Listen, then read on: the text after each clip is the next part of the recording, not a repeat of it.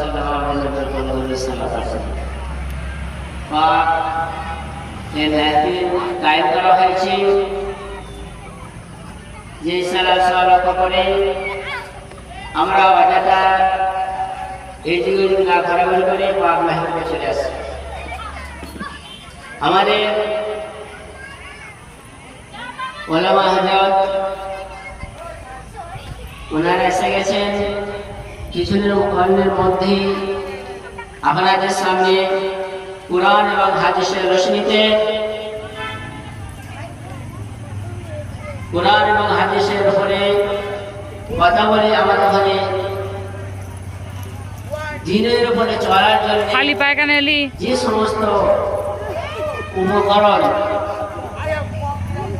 কাজ কর্ম আছে খালি পায়খানা আসছিস, চল চল চল।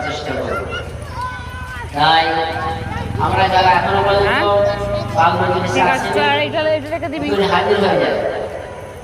আমি লিখছি। হ্যাঁ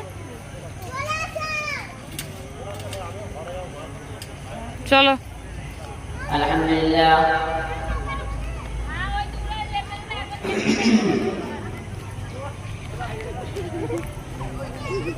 সেই মহান রব্বুল আলামিনের অযুত করুণা, যিনি আমাদের ঘরে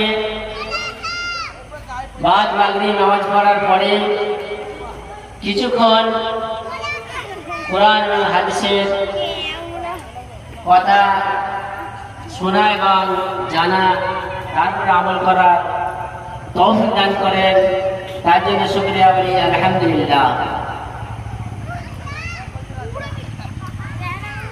কেননা দুনিয়ার মধ্যে অনেক মাহফিল ও মজলিস কায়েম করা হয়, যার মধ্যে কোনো আল্লাহ তাআলা ওয়াদা নাই।